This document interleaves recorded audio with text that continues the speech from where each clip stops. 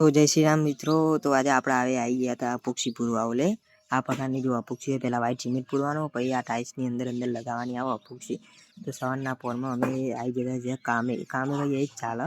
અંકા કામ ધંધે કહેવું પડે, સવારે આવી જાય કામ ધંધે અને અપોક્સી પૂરવાની હતી ટાઇલ્સના અંદર. તો જો આ રીતે કંઈક પૂરવાની આવે અપોક્સી, બરાબર. જો પતરાના કારણે તો 2 રૂમ અમે કમ્પ્લીટ ક્લિયર કરી દીધા હતા અને બાજુમાં ફિનિશિંગ મશીન ચાલુ હતું.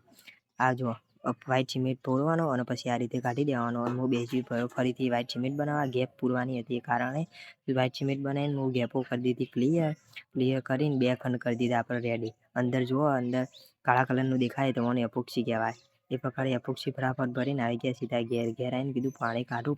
પાણી નાહવા ધોવું, પહેલાં ફ્રેશ થવું પડે, સવારના થાક્યા હોય એટલે. તે પાણી કાઢીને બેસી ગયું હું ફટાફટ નાહવાની તૈયારી કરીને. નહીં તો કપડાં પહેરીને આવી ગયું બહાર આવી ગયું. તો તે બહાર જોયું તે ટેણિયા નેના રમતા હતા. તે ઈવન જોડે જઈને ઊભો રહીને થોડી વાર એકન જઈને બેસ્યો.